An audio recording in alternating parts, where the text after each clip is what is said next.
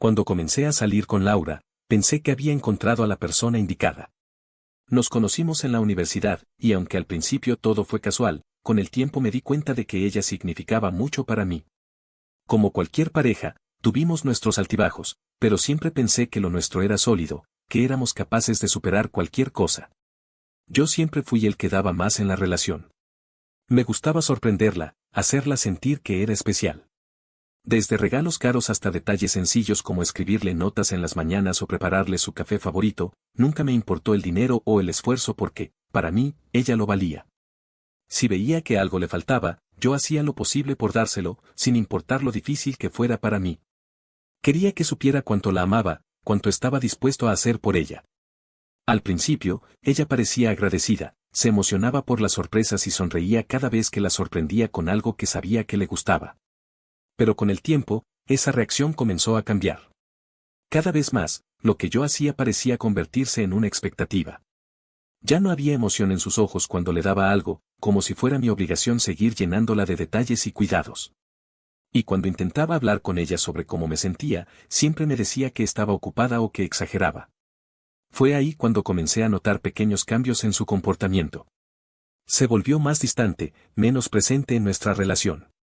Ya no hacía planes conmigo, ni siquiera los fines de semana, y cuando le preguntaba si había algo que la molestara, siempre me respondía que todo estaba bien, que solo era el estrés de la escuela o el trabajo. Pero yo sabía que había algo más. Empecé a sospechar que algo no andaba bien cuando Laura comenzó a pasar más tiempo con sus amigas y menos conmigo. Ya no eran nuestras noches de películas ni nuestras conversaciones sobre el futuro. Cuando le preguntaba por qué no quería pasar tiempo conmigo, siempre tenía una excusa. Decía que necesitaba espacio, que todo estaba muy abrumador y que necesitaba tiempo para pensar. Me preocupaba que estuviera alejándose, pero decidí darle su espacio. Siempre había confiado en ella y no quería presionarla. Sin embargo, esa distancia empezó a afectarme más de lo que pensaba. Cada día me daba cuenta de que yo era el único que estaba poniendo de su parte para que nuestra relación funcionara. Pero lo que más dolía era que ella no parecía notarlo. Un día, mientras revisaba mis redes sociales, vi una foto suya con un grupo de amigos. La mayoría eran personas que no conocía, y ahí estaba ella, sonriendo de oreja a oreja. No es que me molestara que tuviera amigos, pero era la primera vez en mucho tiempo que la veía tan feliz, y no era conmigo. Intenté confrontarla, pero ella lo minimizó.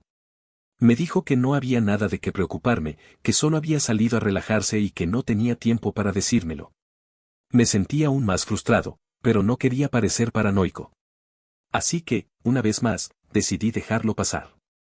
El punto de quiebre llegó una noche en la que finalmente decidí tener una conversación seria con Laura. Estaba harto de sentir que yo era el único que invertía en nuestra relación, así que, con todo el dolor del mundo, le pregunté directamente si aún me amaba. Su respuesta fue devastadora.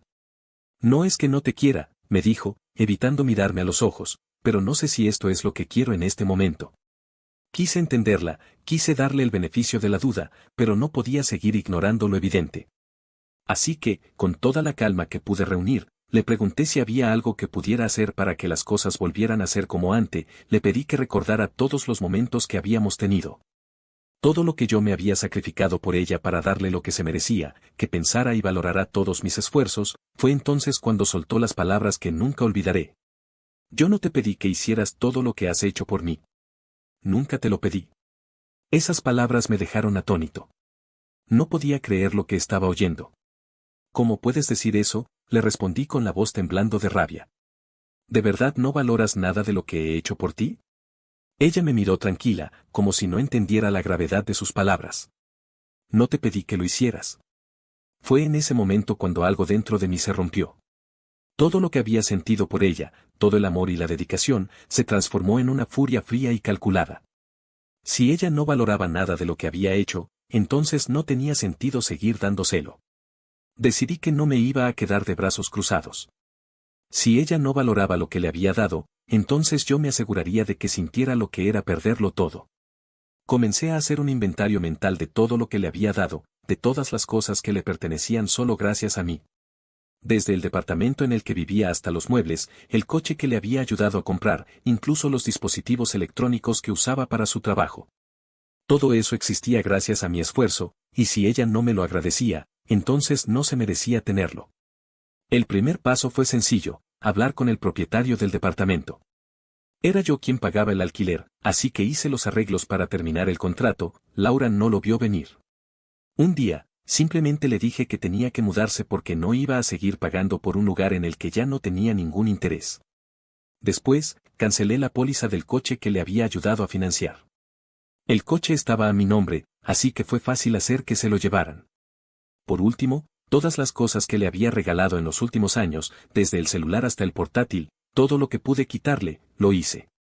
Laura no tardó en darse cuenta de lo que estaba pasando. Primero, cuando la llamaron del arrendatario para informarle que debía desalojar en 2 semanas. Luego, cuando descubrió que ya no podía usar su coche porque lo habían retirado. Intentó hablar conmigo, pedirme explicaciones, pero esta vez yo no estaba dispuesto a ceder. No era esto lo que querías, le dije con una sonrisa amarga. No me pediste nada de esto, así que lo estoy tomando de vuelta. No tenía nada que decir, sabía que estaba derrotada. Y aunque verla así me dolía, también sentía una extraña satisfacción al ver cómo pagaba por su ingratitud. El día que finalmente se mudó, la vi cargar sus cosas en un taxi, todo lo que le quedaba de una vida que alguna vez habíamos construido juntos. Ya no tenía dónde quedarse, y su nuevo novio, esa persona por la que me había dejado, ni siquiera estaba presente para ayudarla. Al final, la dejé en la calle sin nada más que lo que podía cargar. Y aunque algunos me llamarán cruel, para mí solo fue justicia. Unas semanas después de haber dejado a Laura sin nada, pensé que ya lo había superado, que esa etapa de mi vida finalmente había quedado atrás. Sin embargo, no pasó mucho tiempo antes de que ella intentara acercarse de nuevo. Un día, recibí un mensaje de un número desconocido. Al abrirlo, vi su nombre, Laura. Por favor, necesitamos hablar. Lo siento por todo, no sabía lo que estaba haciendo. Leí esas palabras y sentí una mezcla de rabia y satisfacción. Ahora quería disculparse después de todo lo que había hecho, después de decirme que no me había pedido nada. Ahora volvía rogando por una conversación. Ignoré el mensaje, pensando que con eso bastaría para que entendiera que ya no había nada que hablar, pero no fue así. Durante las siguientes semanas, Laura me buscó de todas las maneras posibles. Me mandaba correos, intentaba llamarme, incluso fue a mi trabajo un par de veces.